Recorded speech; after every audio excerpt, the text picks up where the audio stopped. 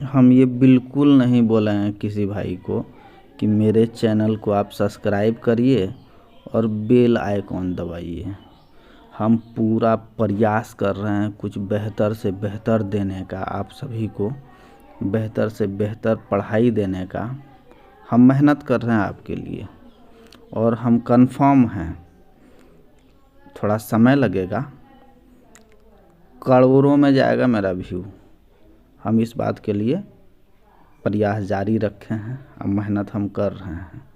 इसीलिए भाई लोग, कहीं मिस्टेक वगैरह अगर हमसे हो जाए, कमेंट सेक्शन में आप लिखिएगा ज़रूर, हम उसको सुधार करने का प्रयास करेंगे। और एक बात और बता देना चाहते हैं आप सभी को, ये मैकेनिकल ग्रुप के चाहे वेल्डर हो, फिटर हो, डीजल मैकेनिक हो, है ना, प्लम्बर हो, उन सभी के लिए ये वीडियो महत्वपूर्ण है। मेरे चैनल के प्लेलिस्ट में अगर जाइएगा तो वहाँ पे एक बना हुआ है फिटर थ्योरी का क्लास। वो सभी ग्रुप वाले, मैकेनिकल ग्रुप वाले, welder, plumber, fitter, diesel mechanic, सभी के लिए उपयोगी है। मेरे ही नहीं, किसी भी टीचर के आप थ्योरी क्लास को ज्वाइन करके अगर सही ढंग से पढ़ लेते हैं तो हमको लग रहा है जितने भी सवाल आएंगे ना आपका सीबीटी एग्ज़ाम में, किसी भी प्रकार से अगर घुमा हुआ सवाल रहेगा, आप उसको 100% बना दीजिएगा और सही होगा आपका। 100 में से 100 मार्क के आइएगा आप।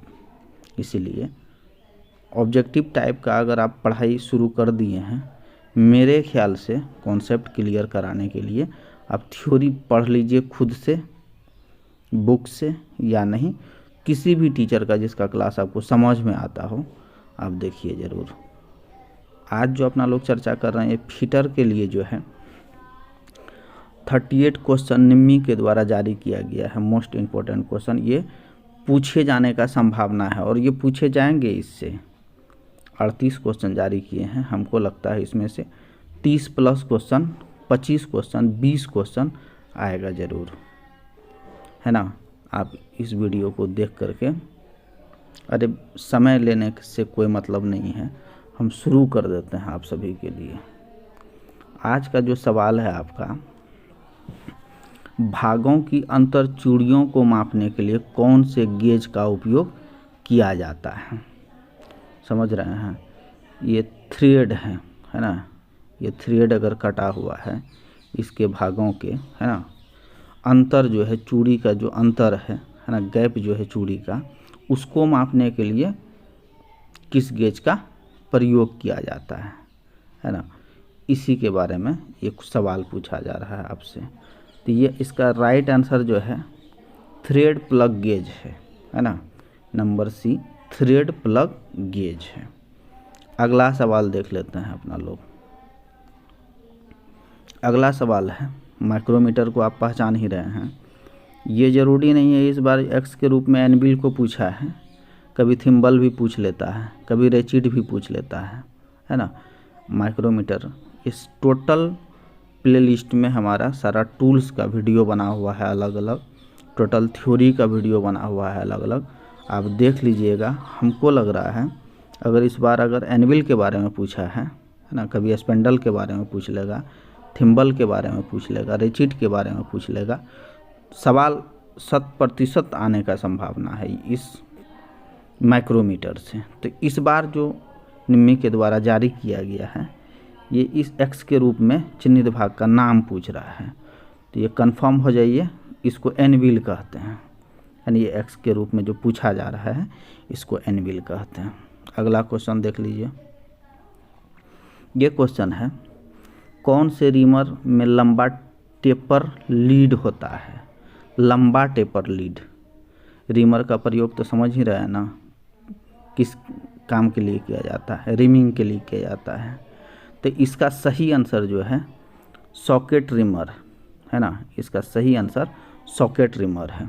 क्योंकि रिमर में जो है अगर सॉकेट लगा करके, बहुत अधिक गहराई है वहाँ तो सॉकेट लगाना ही पड़ेगा, और सॉकेट लगा करके वहाँ रिमिंग प्रोसेस करिएगा किसी भी होल में, है ना, जहाँ आप थ्रेडिंग वगैरह किए या ड्रिलिंग किए हैं, रिमिंग का उपयोग करिएगा सॉकेट वाले रिमर में, तो उसका जो है लंबा टेपर लीड होता है। चौथा क्वेश्चन आपसे पूछा जा रहा है, प्लास्टिक कचरा बिन का रंग क्या हो? प्लास्टिक का जो कचरा बिन है उसका कलर क्या होता है? कचरा का जो कलर, ये कचरा बिन का जो कलर होता है वो येलो होता है। आंसर इसका ये हो जाएगा। अगला देख लेते हैं सवाल। पांचवा सवाल है आपका, लकड़ी फाइल करने के लिए किस फाइल का उपयोग किया जाता है? लकड़ी पर फाइलिंग करने के लिए किस फाइल का उपयोग किया जाता है? इसका सही आंसर है रास्प कट फाइल, है ना। लकड़ी वाले कोई भी अगर हैं, लकड़ी है अगर कोई भी मेटल है या कोई भी जॉब है लकड़ी का, उस पर अगर फाइलिंग करिएगा तो कौन सा फाइल का उपयोग करिएगा? रास्प कट फाइल का प्रयोग करिएगा।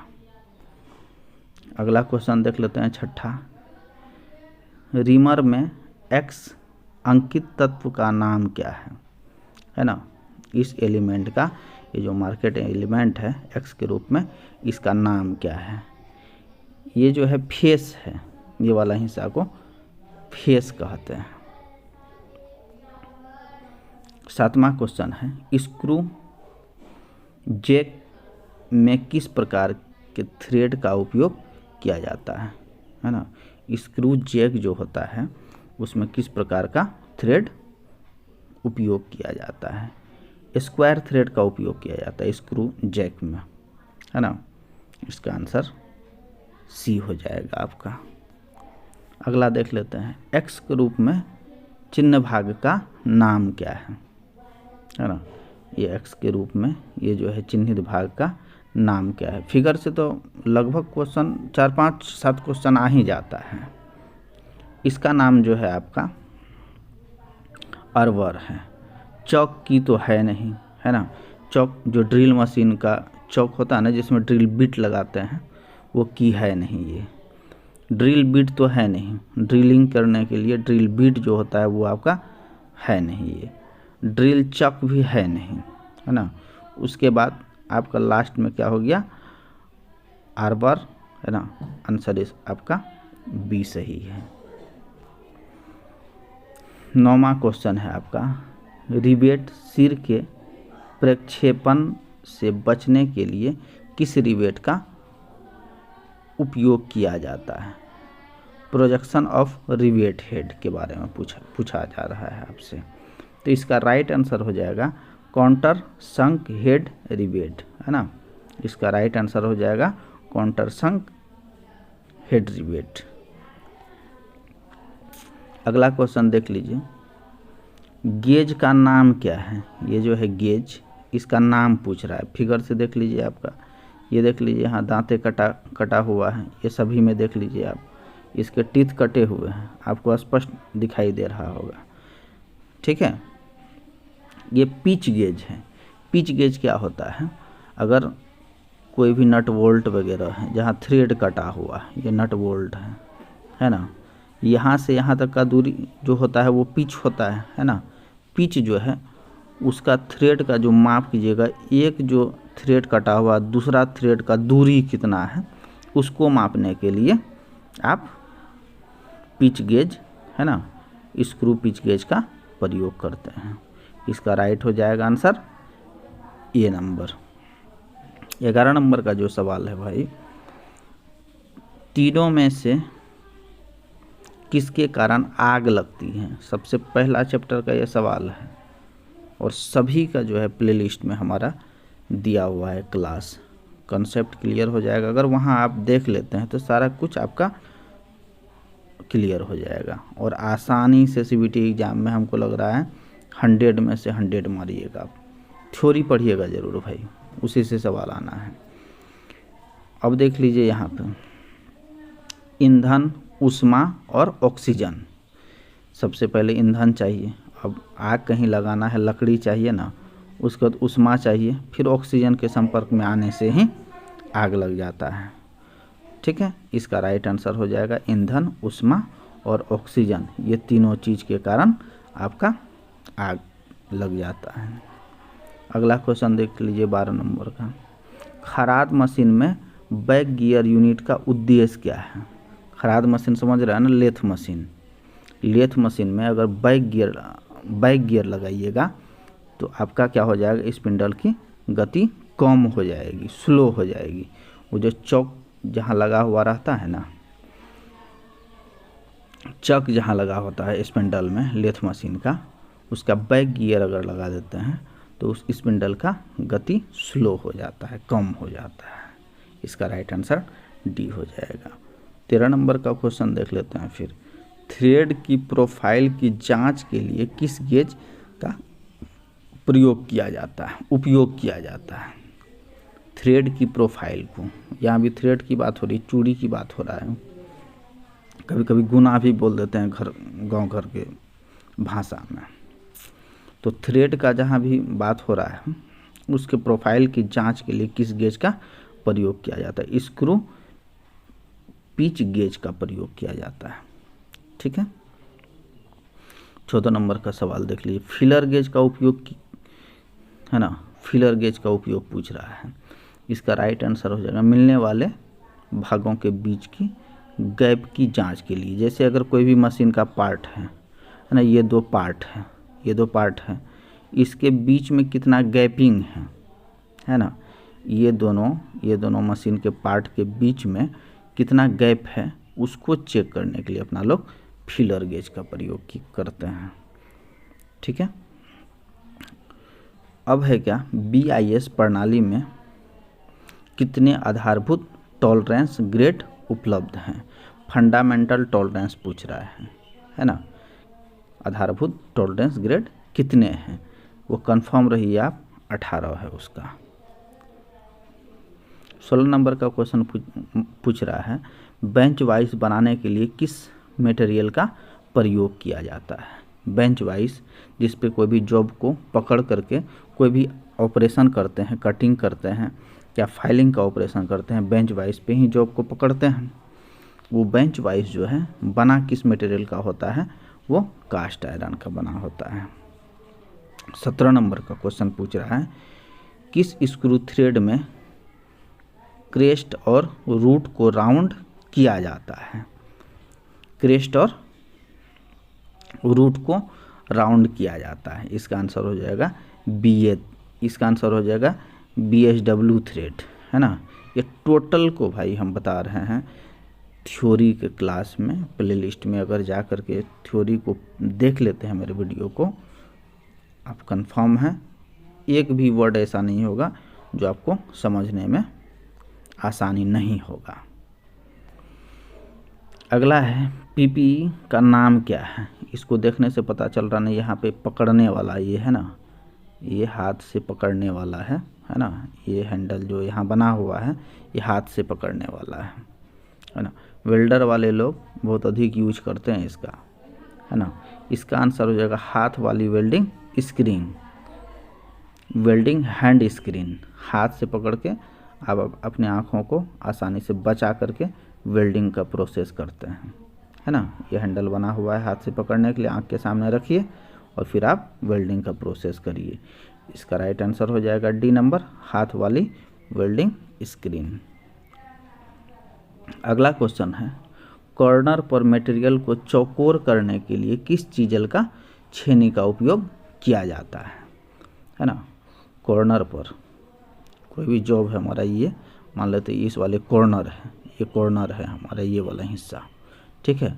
इसी के बारे में चौकोर करने के लिए किस चीजल का प्रयोग करते हैं? यहाँ पे जो है आप डायमंड पॉइंट चीजल का प्रयोग करते हैं। इसका राइट आंसर हो जाएगा ए। अब देख लीजिए, ये जो है आपका लेथ मशीन का पार्ट है ना, लेथ मशीन का पार्ट है। अब इसके बारे में एक्स के रूप में जो पूछ रहा है ना, खराद कैरेज में एक्स अंकित भाग का नाम बताइए, है ना। ये वाले भाग का नाम पूछ रहा है आपसे। ये टॉप स्लाइड है, ये स्लाइड वाला हिस्सा है। स्लाइड तो ये टोटल कैरिज ही होता है ना उस पर। तो कैरिज के ऊपर वाले जो टॉप वाला ये भी स्लाइड होता है ना। जो आपका चौक के करीब आपका यहीं पे लगा होता है टूल, है ना। अगर कोई भी ऑपरेशन करते हैं, कोई भी जॉब पर ये भी स्लाइड करता है, ये वाला हिस्सा आगे पीछे करता है। तो इसी वाले स्लाइड के बारे में पूछ रहा है, तो इसको कह देंगे टॉप स्लाइड। अगला क्वेश्चन है ब्लास्ट फर्नेस से कौन सा लोहा प्राप्त होता है। एक ऐसा ऑपरेशन है जो ब्लास्ट फर्नेस के द्वारा प्राप्त होता है, वो है आपका पिग आयरन। पिग आयरन जो है ब्लास्ट फर्नेस के द्वारा प्राप्त होता है। अगला ये बता रहा है, ये हमारा मेटल है, इसको जो है ना, एक चीजल है ये भी, है ना, इसको खरोच रहा है ना। ये वाला जो ऊपर वाला परत को धीरे धीरे खरोच रहा है, इसको कहते हैं क्या, स्क्रैपिंग, है ना। इसीलिए इस ऑपरेशन का नाम क्या है, ऑपरेशन को पूछ रहा है, खरोच रहा है उसको, स्क्रैपिंग कर रहा है ना, चीजल की सहायता से। तो स्क्रैपर भी है, ये स्क्रैपर ही समझिए इसको, ये स्क्रैपिंग कर रहा है इसकी सहायता से। इसमें बेट लगा हुआ है ना, लकड़ी का एक बेट लगा हुआ है। ये वर्कशॉप में, सभी के वर्कशॉप में होगा, है ना। ऊपर वाले धातु को स्क्रैपिंग कर रहा है। अगला क्वेश्चन है ड्रिल बिट में एक्स के रूप में चिन्हित भाग का नाम बताइए। ये ड्रिल बिट है जो अपना लोग ड्रिल मशीन के चौक में लगा करके ड्रिलिंग से संबंधित ऑपरेशन करते हैं। इस वाले पॉइंट के बारे में पूछ रहा है, एक्स के रूप में जो दिया हुआ है इस पॉइंट को, इसके बारे में पूछ रहा है। ये आपका जो है पॉइंट एंगल, इसको जो कहते हैं यहाँ से यहाँ तक का जो एंगल बनता है इस ड्रिल बिट का, इसको कहते हैं पॉइंट एंगल, है ना। इसका आंसर हो जाएगा आपका सी। अगला क्वेश्चन है डायल टेस्ट इंडिकेटर का कार्य सिद्धांत क्या है। बिल्कुल आप थ्योरी का जो प्लेलिस्ट है उसमें जाके देखिएगा, हम सब कुछ पढ़ाए हुए हैं थ्योरेटिकल, टोटल कॉन्सेप्ट क्लियर हो जाएगा आप सभी का, आप देखिएगा ज़रूर एक बार, है ना। इसका आंसर हो जाएगा रेक और पिनियन। इसका डायल टेस्ट इंडिकेटर का अलग से एक वीडियो बना दिए हैं, 4-5 मिनट का है, उसको आप देख लीजिएगा। आपका अगर सवाल इस बार ये पूछ रहा है, कुछ और पूछ लेगा, पार्ट से संबंधित पूछ लेगा, तो आपका सवाल बन जाएगा आसानी से। और आज का जो सवाल था डायल टेस्ट इंडिकेटर का कार्य सिद्धांत को पूछ रहा है, तो इसका आंसर हो जाएगा रेक एंड पिनियन। अगला सवाल है असेंबलिंग तकनीक में दिखाए गए भाग के प्रकार का नाम बताइए। Part of A so in assembling technique, है ना। इस टेक्निक को कहते हैं अपना लोग क्वार्टर पिन, है ना। ये जो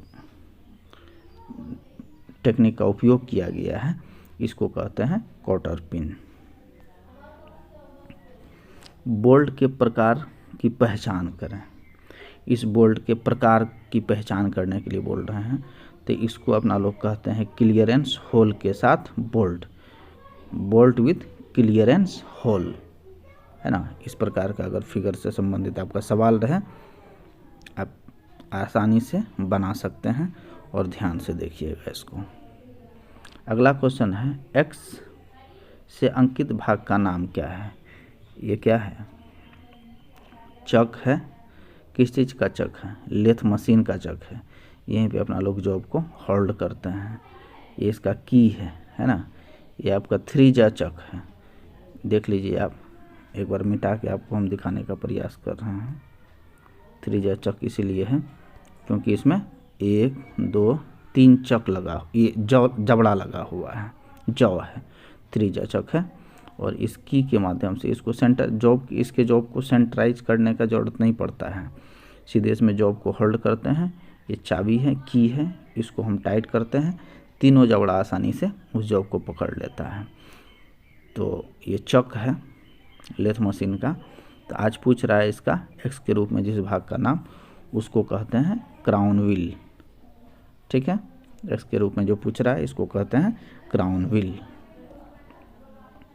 अगला सवाल है माइक्रोमीटर का सिद्धांत क्या है ना।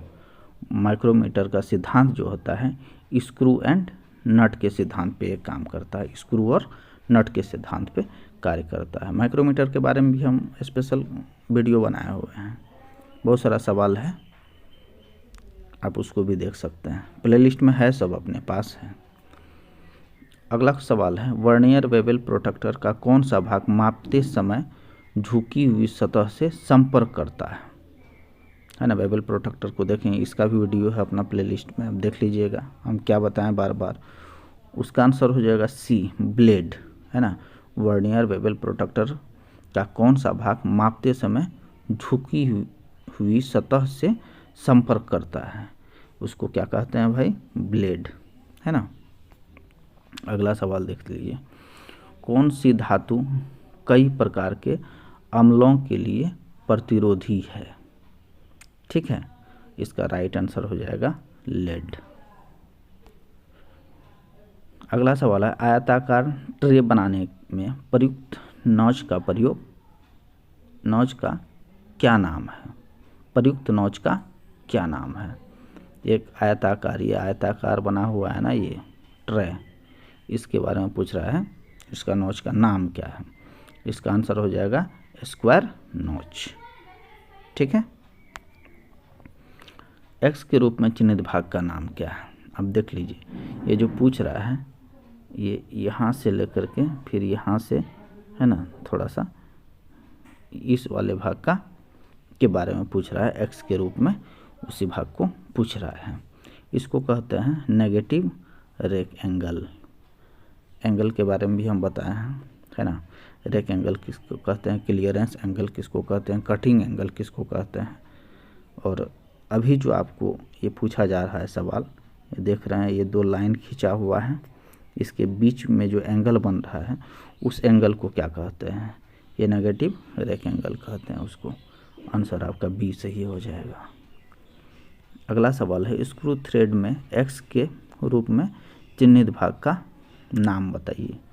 ये देख लीजिए, ये थ्रेड का सबसे ऊपरी हिस्सा और जहाँ से थ्रेड कटा हुआ है वो वाला हिस्सा, हम इसको मिटा देते हैं। फिर सबसे ऊपरी हिस्सा देख रहे हैं थ्रेड का, और जहाँ से थ्रेड डीप है, गहरा है, वहाँ का हिस्सा को पूछ रहा है, इसको क्या कहते हैं। इसका राइट आंसर हो जाएगा डीप,